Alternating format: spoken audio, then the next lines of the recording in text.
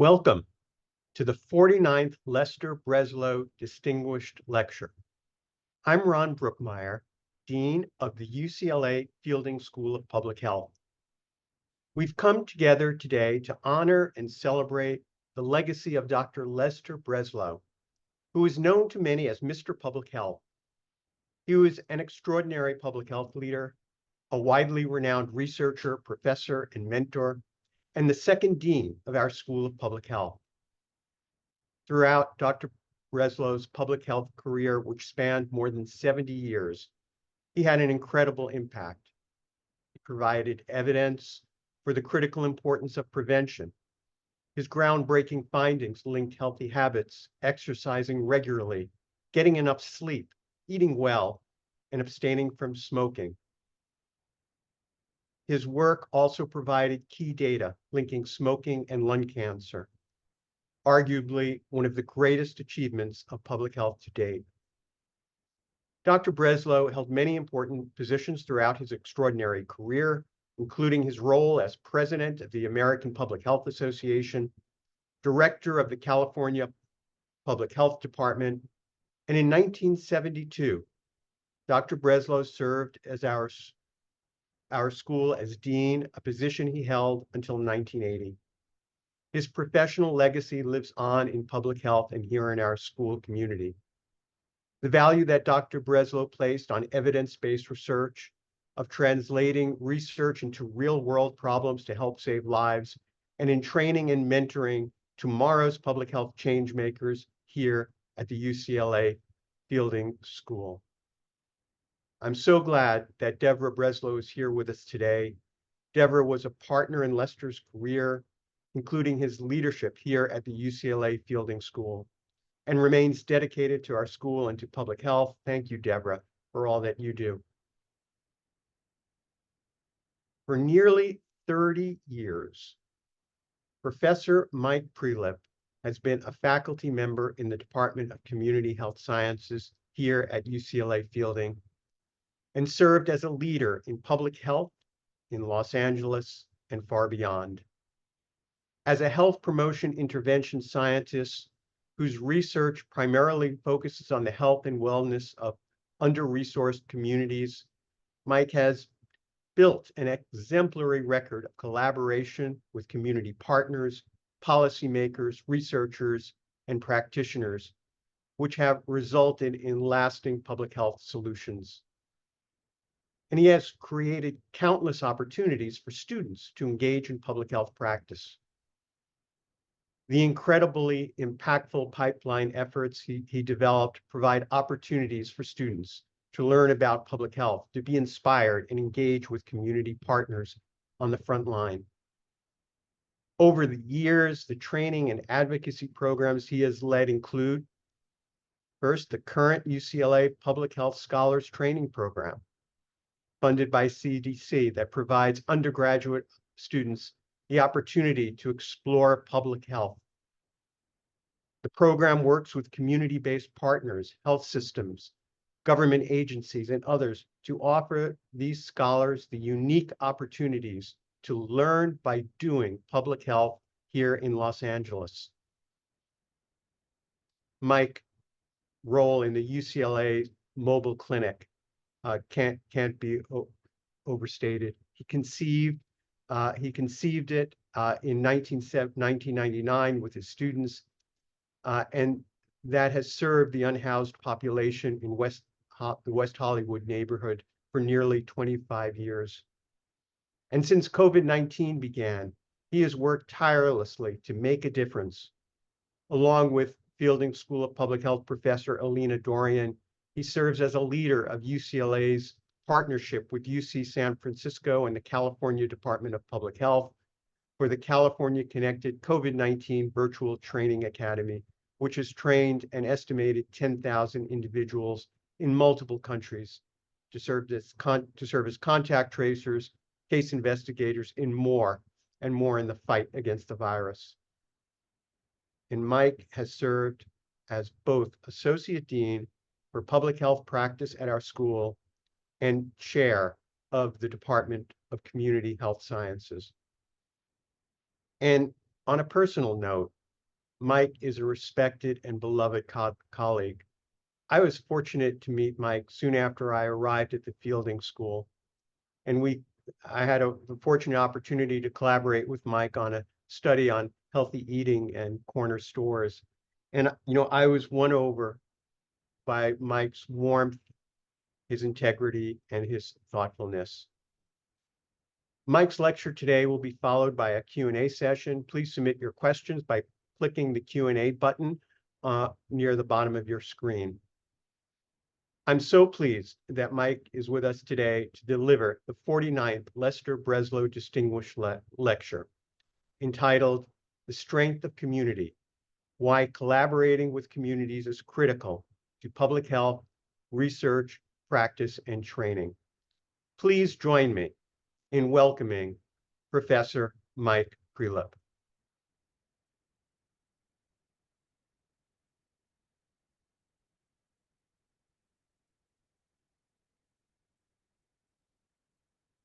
Mike, it is great to see you.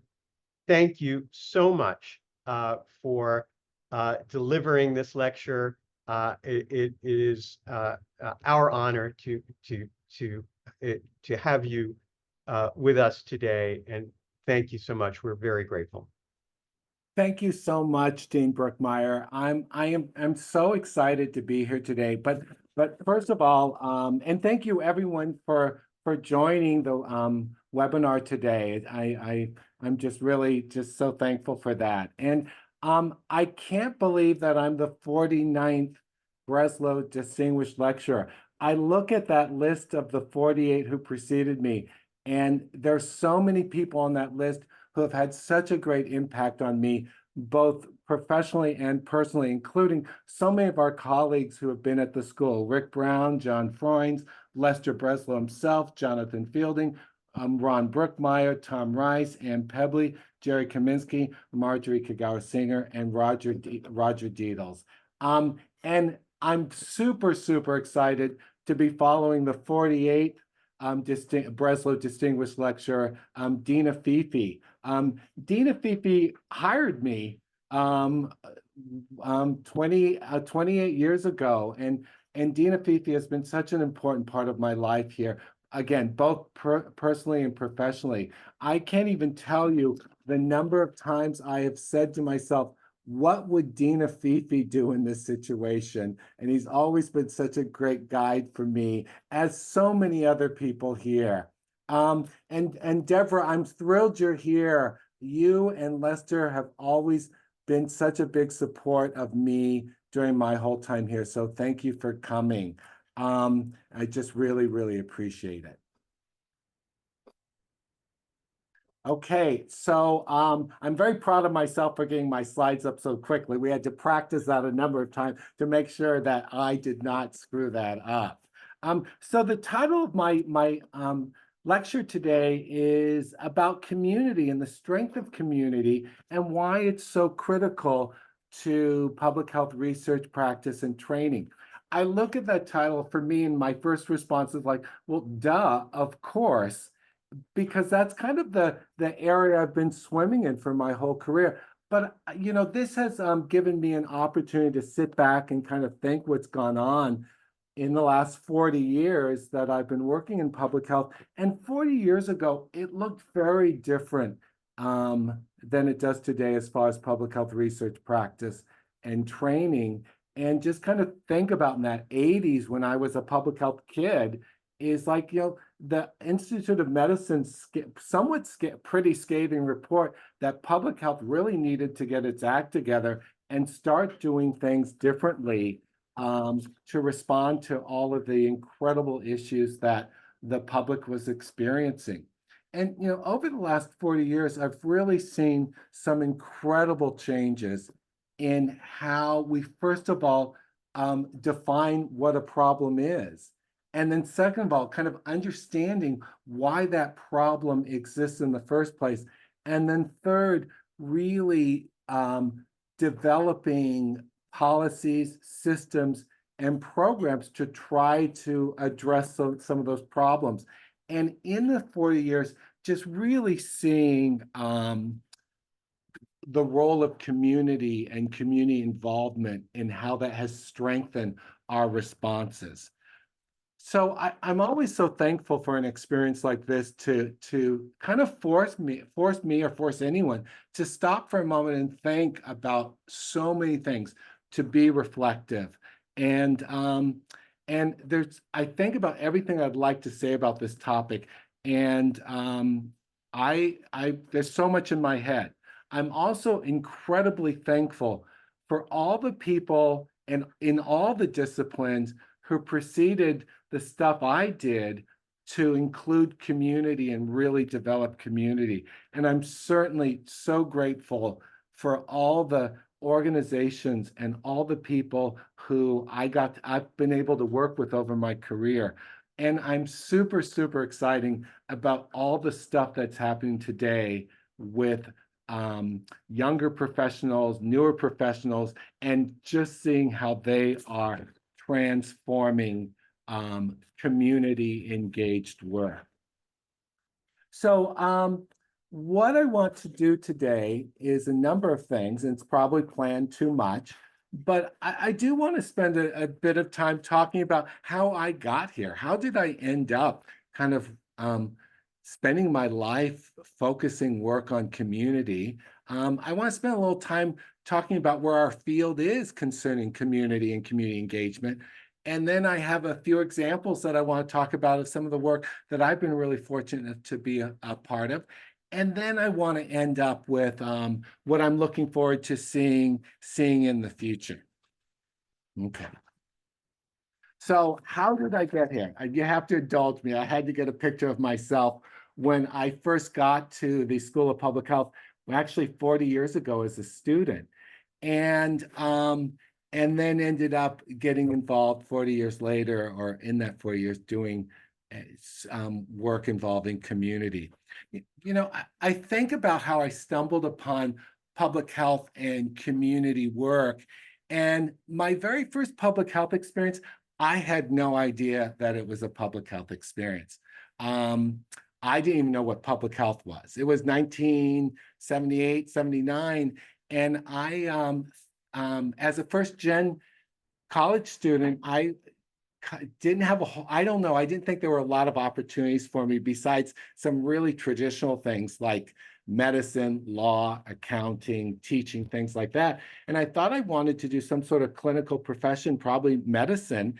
And so I started doing volunteer work at a free clinic one summer. I had no idea that that experience and the people I got to hang out with would transform me and transform what I want to do and kind of how I looked at the world. This was an experience where I got to get to know people who had very different life experiences than me. This was the 70s, and so there were a lot of people who were what we called then leading alternative lifestyles. There were a lot of people who chose to live on the streets. They had dropped out of society as part of a social movement. There were people using all kinds of substances that I hadn't been around. And there were a lot of people just kind of exploring sexuality in a way and perhaps more publicly than others had done in the past. And it was just such a great experience for me to really just get to know people as people. But that was so valuable, but was also invaluable was being around the volunteers and the few staff members at the free clinic and how they approached the work. They weren't looking at clients and patients as clients and are people who were presenting with symptoms, with illnesses. They had this social determinants of health lens.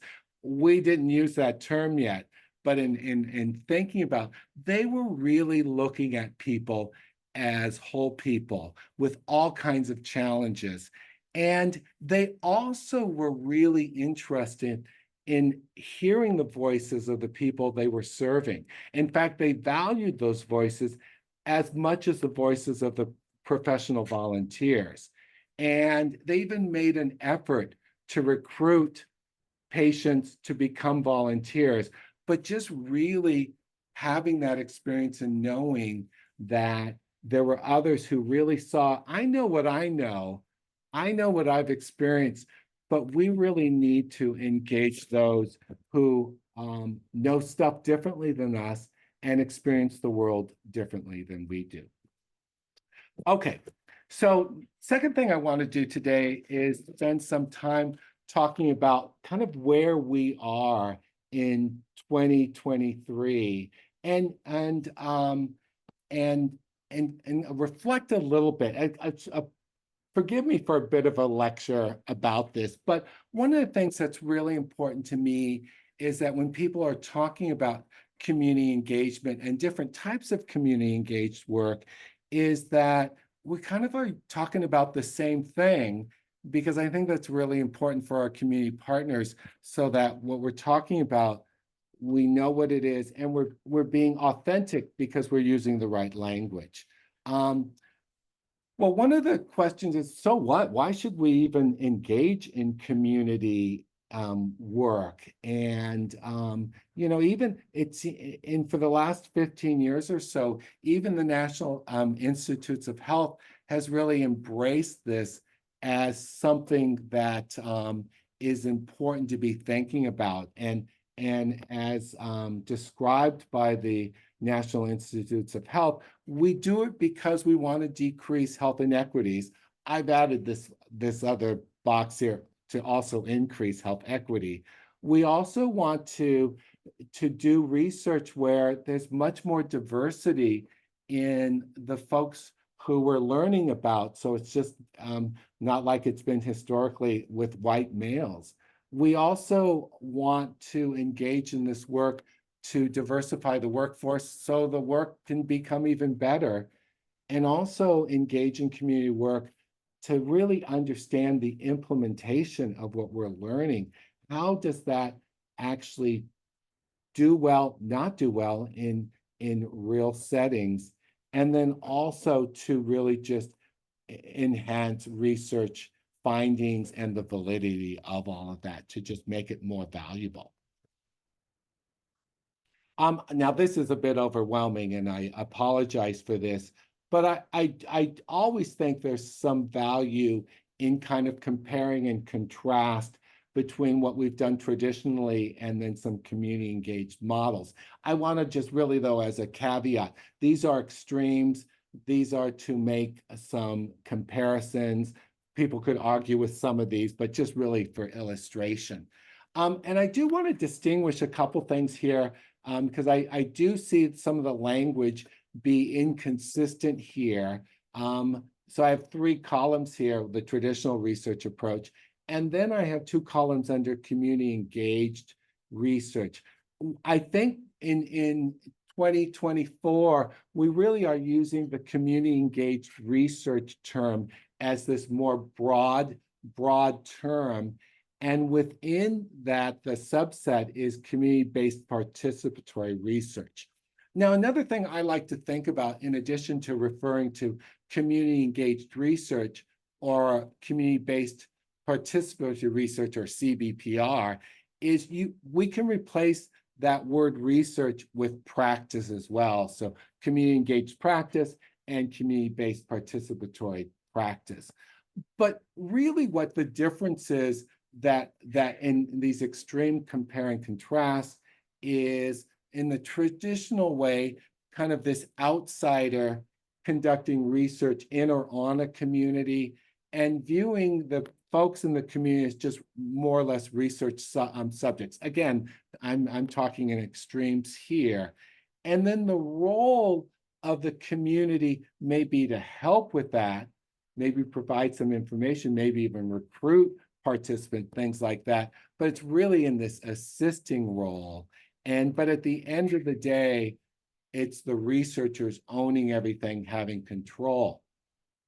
As we move over into the community engaged side, really it's about this partnership, this relationship, where working with community members, community organizations, to all elements of the research process, and really thinking about it's this two-way street where not only are the researchers learning things about the community and the research questions, but also community is learning things, developing skills, this really co-leading. And then just to really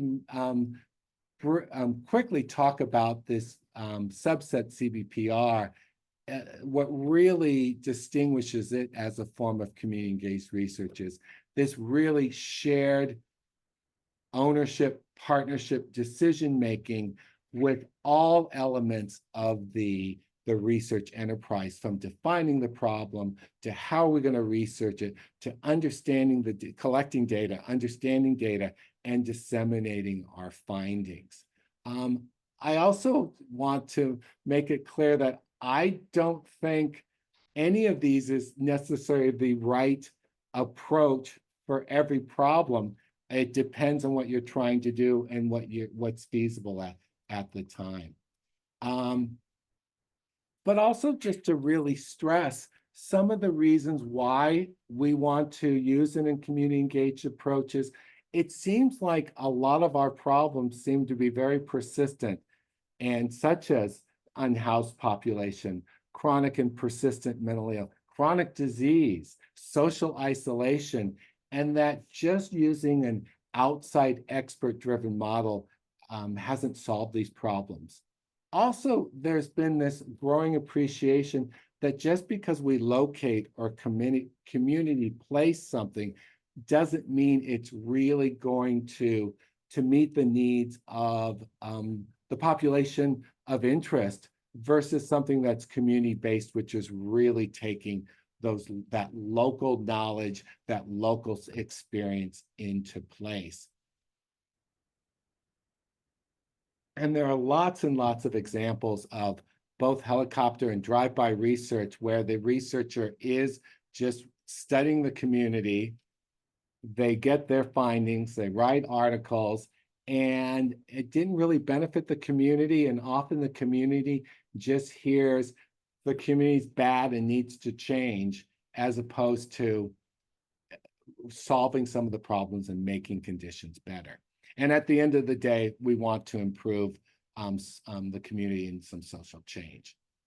Okay, so what do we also know about in the last 20 years or so of community engaged work? What has it resulted in?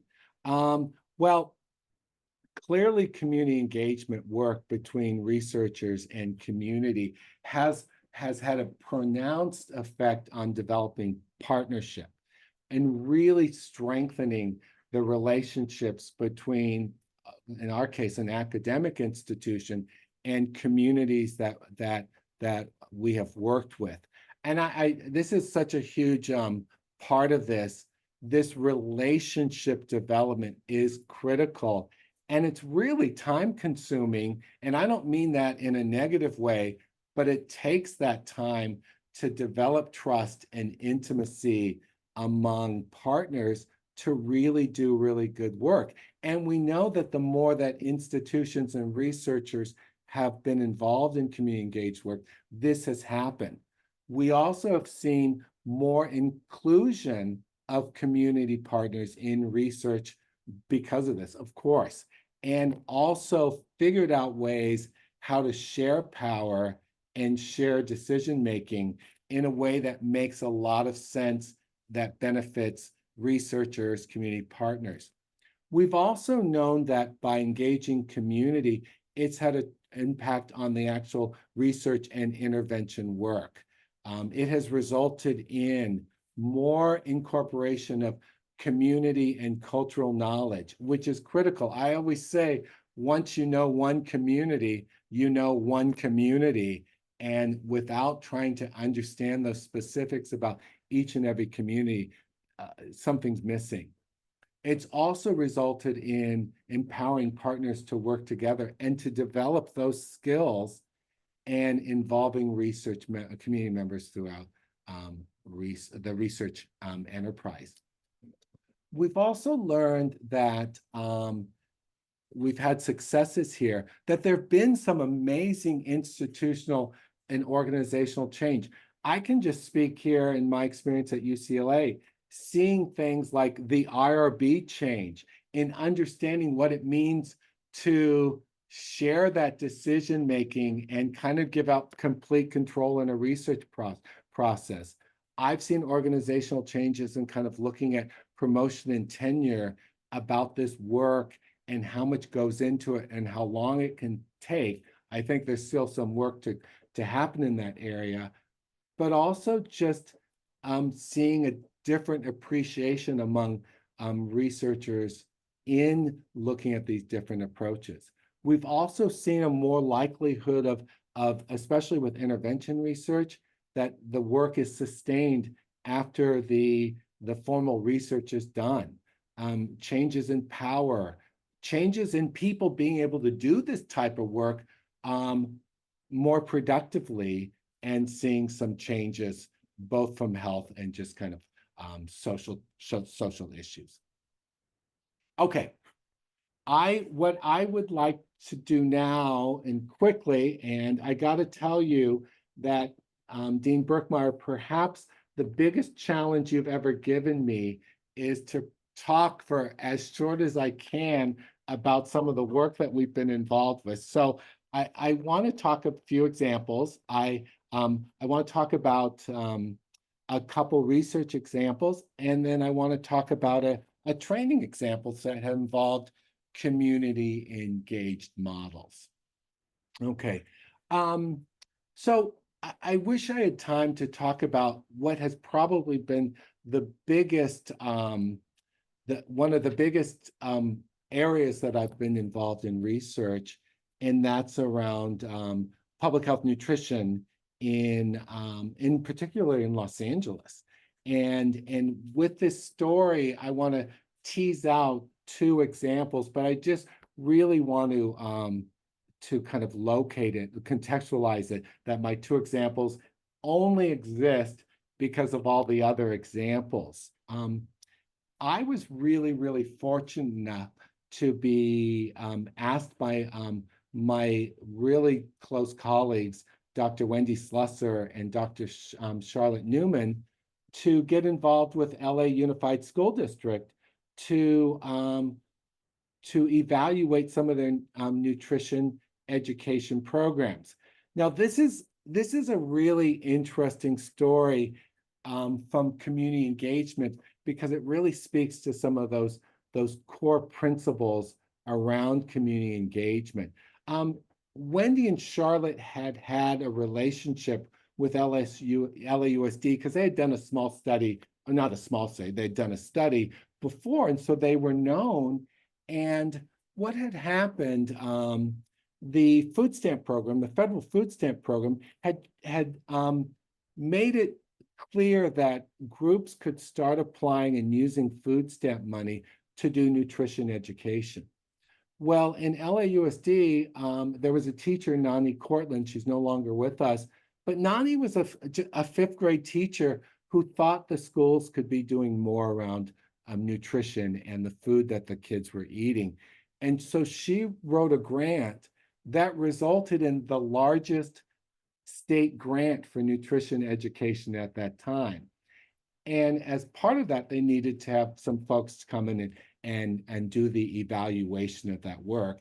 And that entered Charlotte, Wendy, and me. But what was really important here is there was this incredible champion, Nani, as part of that school community, and bringing us in and integrating us into the community. People ask me all the time, how do I get involved with doing research with LAUSD? Well, you got to get to know people and have those relationships. Well, you know, so we did a lot of great work, and I'm not going to get into that, but from that initial work with the nutrition education programs, we did other programs, including some parent programs. But I just remember being at one of our semi-monthly meetings at a school in the San Fernando Valley, with the team at LAUSD, and we were kind of done with our work, and we were just brainstorming about what else could go on, because we knew, and of course there was this acknowledgement that that just trying to change students' attitudes and knowledge around eating better really probably wasn't going to have much of a behavior change, because kids don't have that much influence over what food is presented to them, and either at school and at home. And so we thought, what could be done at a school level to make this different? And I don't even know who said it, but someone said, wouldn't it be great as when families were choosing where to live and were checking out the schools, that they weren't just looking at what schools perform academically, but which schools are really health promoting. And we thought that really were nutrition friendly, because that's what we were focused on. So I'm going to spend just a really quick moment talking about that. And let me just skip ahead really quickly. We were really fortunate that the CDC had a funding opportunity for community-based participatory research, and we applied for it. And I'm super proud to say that Wendy, Charlotte, and I were funded in this very first round of federal funds for CBPR. We were pretty proud of ourselves, and just remember going to the CDC and sitting in the room with all the other grantees and hearing from Larry Green, the public health icon, who was the architect of this funding opportunity. He said to all of us in that room, you all wrote really good proposals, but you also have amazing relationships with your community partners. And that's why you got funded. Because if you didn't have those relationships, it would have been too high risks to fund you. But knowing that you had strong relationships with your community partners, you were more likely to be successful. And so we got this money, and we actually were responding to a need that there was this big push nationally to to implement the coordinated school health model from the CDC, but there really wasn't any proof or mechanism or support in how to do that. And so we sent invitations out to 220 school administrators, parent leaders, teachers, et cetera. And almost half of them came to a series of meetings where we discussed the feasibility of an environmental approach. And there was really strong support, and it resulted in creating work groups and coming up with defining what this would look like. And I was just amazed at the level of commitment. And eventually all of these partners came up with, here's what a nutrition-friendly school would look like, and this is how it could happen. And so we actually did a study in 16 schools to see how this would look like. Could a school transform from not being what we called nutrition friendly to being nutrition friendly? And here are the 15 steps. I'm not going to go through them, but I do want to point out that, like, step number 111, staff wellness program, great example where the staff and faculty were saying lots of great stuff is happening for the students. We could do a lot more, but nothing is happening from a staff wellness perspective. And this resulted in Dr. Judy Siegel and I writing another proposal to the CDC, and we got funding to do another community engaged program to improve staff wellness throughout LAUSD. Okay, so so quickly, and just kind of thinking about, because I'm aware of time, everyone, and I know I'm talking super fast, is the study that Dean Brookmeyer mentioned, our Corner Store project. And I'm not going to get into all of it, but this was just a project because building off of our other school work and the school environment work, realizing that kids may spend a third or so of their time at school, the rest is at home. But if families don't have access to healthy foods in their environment, then it makes it really tough to get different food in the house to cook and prepare, and ultimately for family members to consume. And so we're really lucky to get some money from the NIH to do this corner store conversion process. I will never forget, this was with my colleagues, Dr. Deborah Glick, Dr. Alex Ortega, Dr. Ron Brookmeyer, Dr. Tom Belland, folks at Public Matters, Nathan Chain, LAUSD, a cast of thousands to make this happen. But one of the things that we had conceptualized was engaging youth in this process. We were really interested in not falling victim to build it and they won't come, which happens a lot with environmental interventions. But we wanted to also impact driving folks to that, to this transformed schools. I'm sorry, transformed corner stores. And so we were really lucky to work with two high schools in East LA, Boyle Heights, the Esteban Torres High School and Roosevelt High School, and again, building off of relationships with LAUSD. And we wanted the high school students to help promote it.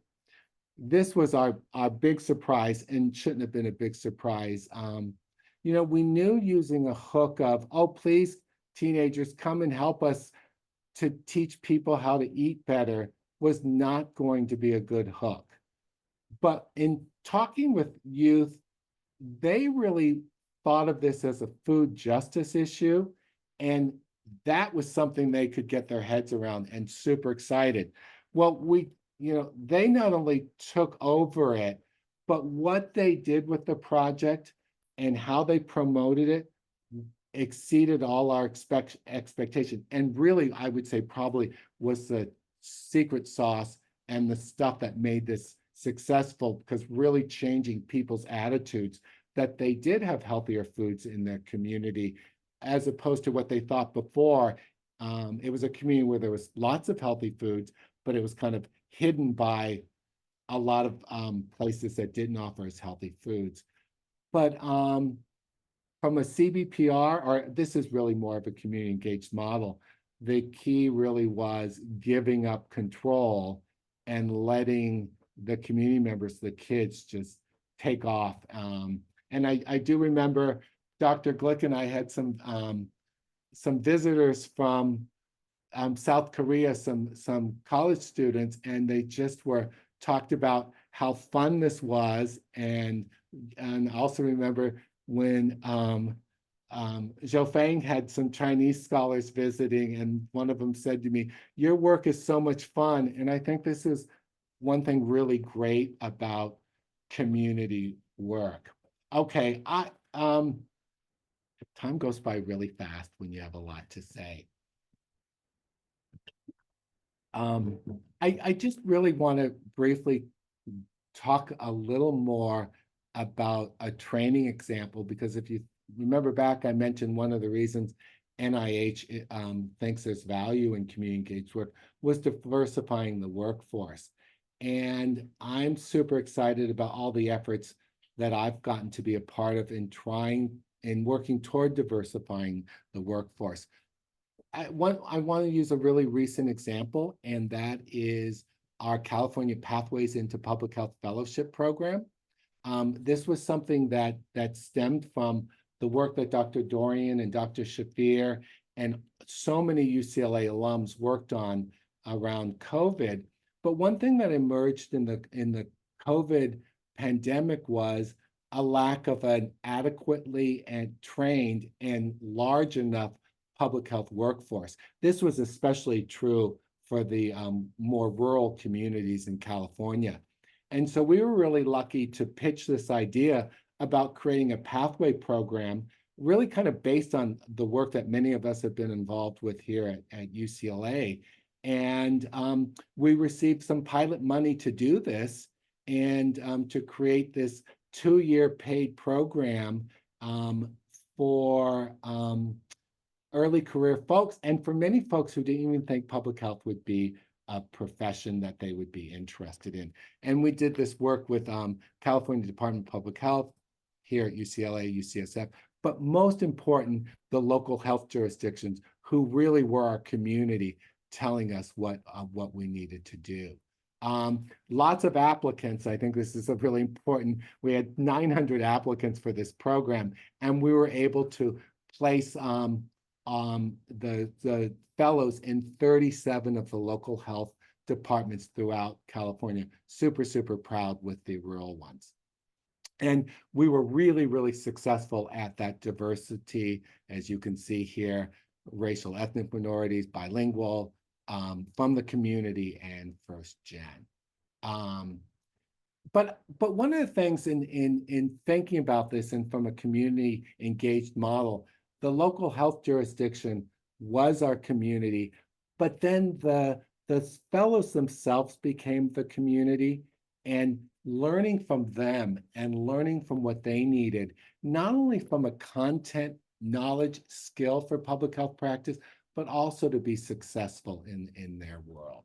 So super excited and very, very excited that this resulted in the governor having in his budget $24 million over the next 3 years to keep this program going. And again, the success was because of the community level involved. Super, super quick examples, but a couple things I'm really excited about for the future is I think NIH is trying to do something different.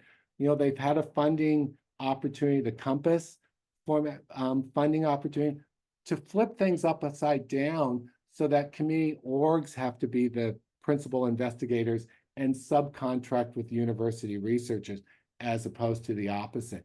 I think they have some work to do to kind of make it easier for community orgs so they don't have to follow the public health 398 424 forms, which can be overwhelming. But I think they're also investing in trying to see some co-created solutions to some of these persistent problems. I'm super, super excited about seeing what current people are doing and next generation people are doing, especially the folks as we have diversified the workforce. But I just can't imagine what I'm going to see people do with that. Okay, and almost last, okay, so I was really worried when I came to UCLA that I would get disconnected from community, kind of being fearful of being on the West Side, being in an academic institution. But one thing I've learned is there are communities all over this place. And one of my favorite things to see every year is when I'm walking back from the track from exercising, and right on the side of Poly Pavilion, people are doing preparing for Mexican dance shows. And there's like 100 undergraduates there. And you can just feel the community. It's just there. And every time I walk by that, I can't even tell you how happy I am. But I also think about the amazing community that I've had in the Department of Community Health Sciences and also in the Fielding School of Public Health. And I still kind of get a little giddy when I walk across this campus, and really, really thankful to be here.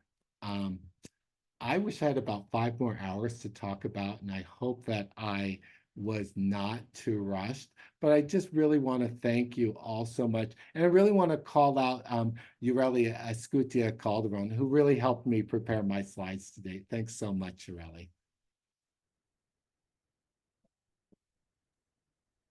Mike, that was absolutely wonderful. Thank you for a terrific lecture.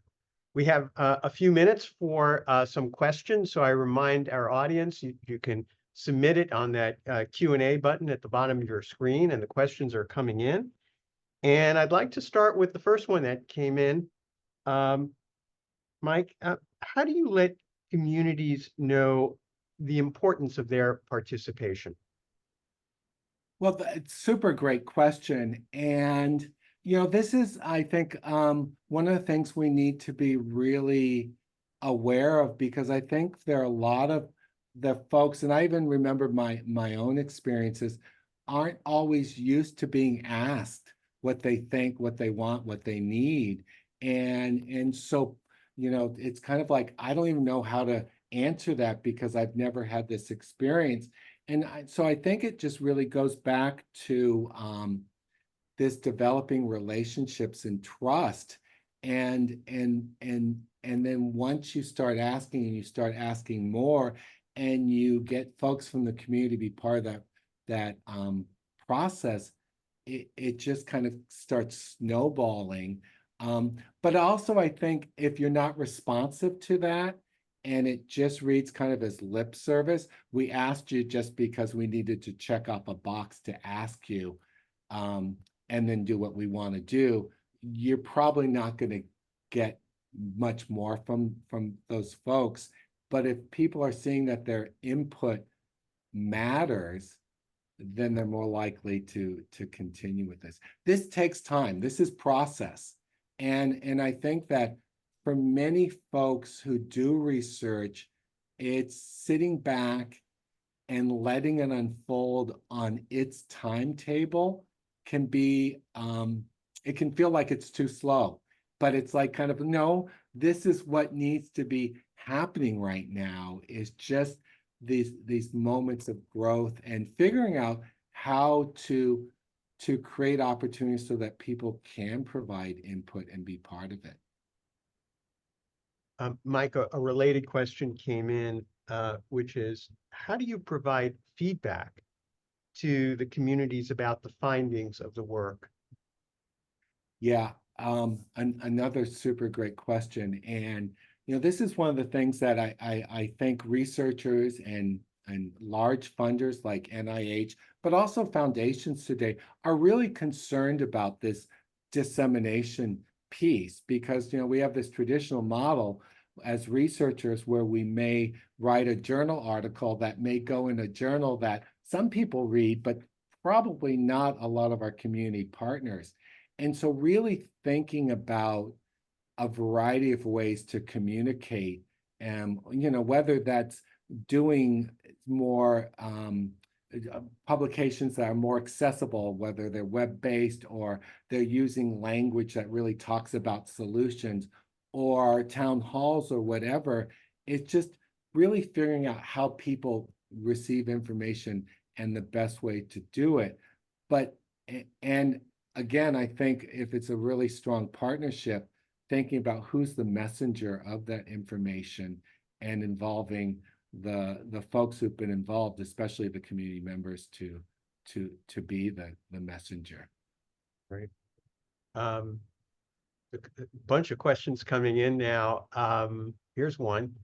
It's great that food is provided at LAUSD, but unfortunately, some of the food is high fat, low protein, low fiber, and with a high glycemic index. How can we further improve nutritional quality? Yeah, yeah. So we've been talking about this for a while. I want to step back a little bit and kind of talk about this from a community stakeholder perspective. One of the things that we, with our work in a big part of our work, and not just the studies I talked about, was engaging everyone at the school community, including the food service workers, who I actually experienced in talking to other stakeholders, often are the ones who are the problem, because they're serving the food you described in your question. And whereas not understanding the context they're working under and the limitations with federal guidelines and restrictions, and really budgetary questions. And so I'm always really, really sensitive to the amazing hard work that the food service folks do every single day, and in LA you see the hundreds of thousands of meals they serve every day. What it's interesting in kind of thinking about this transformation, and trying to not only change what's being offered from a food perspective, and maybe different options that would be considered healthier, but also thinking about what we can be doing to to motivate everyone to be consuming those foods. And that's a part of the formula that really needs to happen as well, is to have students who want to, who enjoy eating differently than they may currently be eating. And I just see this as an ongoing challenge, both from the system side to try to change those offerings at a district, and that's a federal, state, local policy advocacy challenge, but then also from a programmatic standpoint, really wanting the end consumer to want to be consuming different foods. Mike, there's a question here about universities and NIH are increasingly valuing engagement with communities. How can we more concretely measure the success and impact of our community engaged work? Yeah, I've thought about this a lot because I think that, traditionally, when we kind of think about our impact, especially in public health, we're thinking about how's health improved, how are conditions associated with health, how have they changed?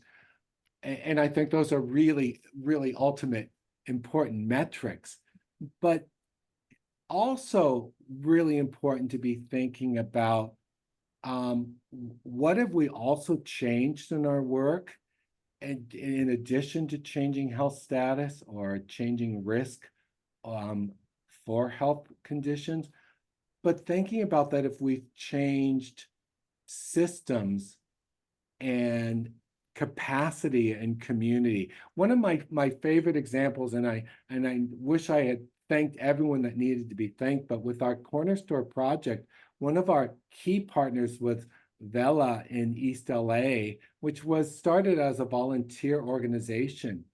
We actually had a bit of a challenge in our first year and had to kind of rethink about how we were going to collect data. We were collecting data from 800 households, and we needed to do it differently.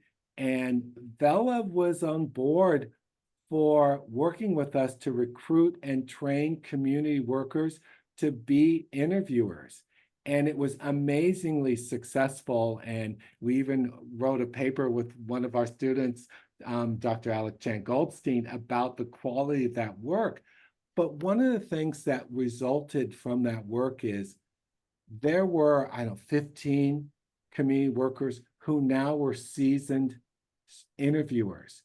There was also an institution in East LA that had changed to be a research partner of universities and could impact how university researchers did their work. For me, that was a huge success and metric. So I really think kind of casting this more broadly, what equals success beyond just like health status has changed.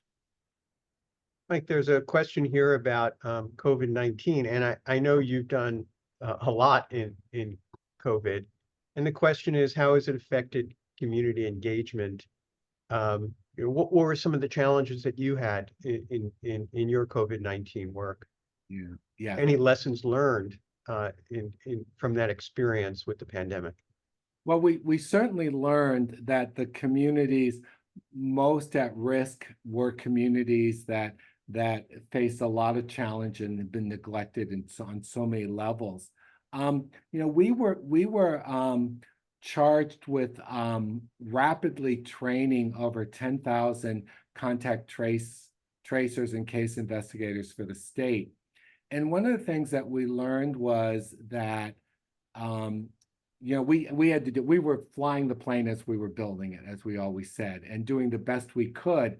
And we were working with folks who had been redirected. The governor said, you have to be doing this work. And an amazing group of people.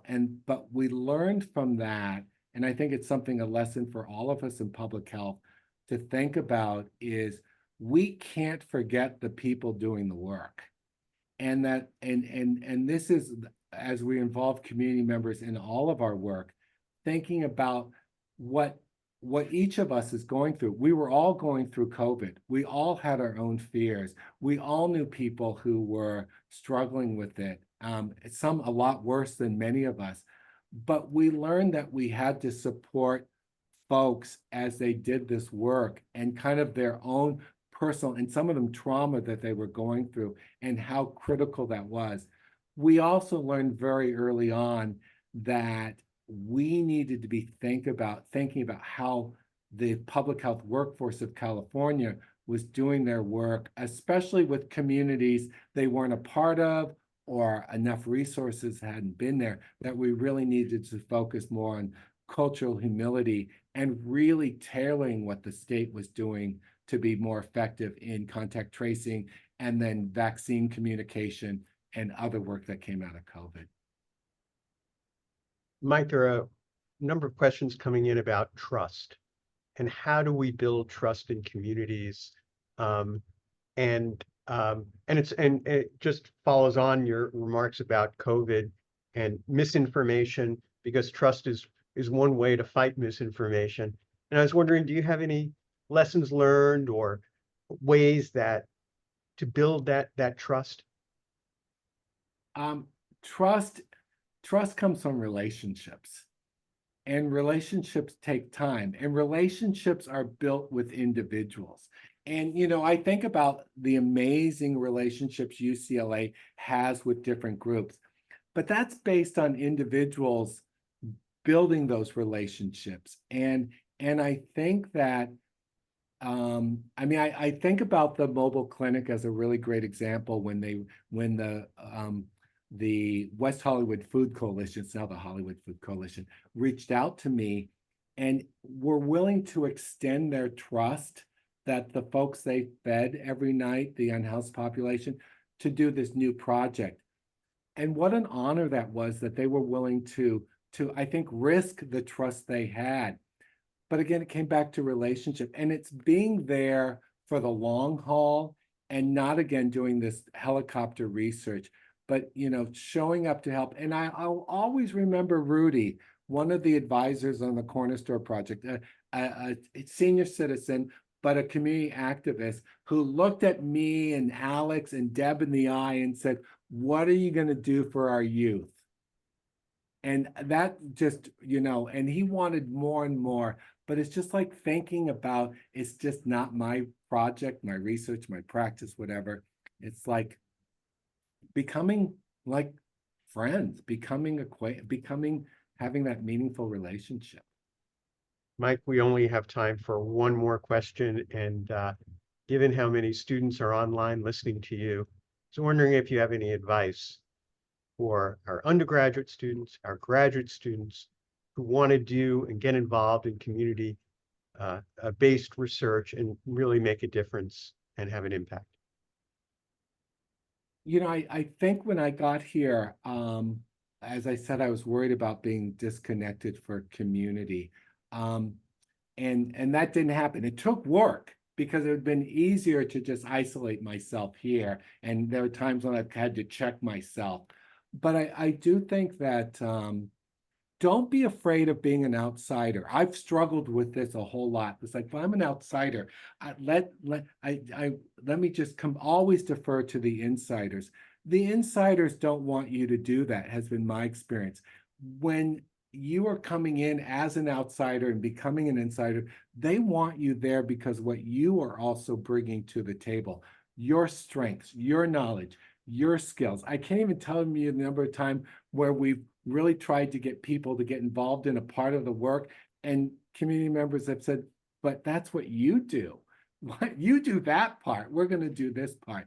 So just really expose yourself and sit back. And I think about being a super shy kid, and part about being a super shy kid was I sat back and watched a lot and tried to figure out what was going on. And so as you start this work, maybe sit back and watch a little bit and figure out what's going on, and just expose yourself to it and just be really human with the experience. Well, Mike, I wish we had more time, but we've come to the end. And I just want to say how much I've enjoyed your talk and conversation. I want to thank you for being with us today and delivering your lecture, and for everything you've done for our school and for public health over the years. You know, wherever you go, you build community. So we're very grateful. And I'd like to thank all of you for joining us and being part of the enduring legacy of Dr. Lester Breslow. Thank you again for being here. Everyone have a wonderful afternoon.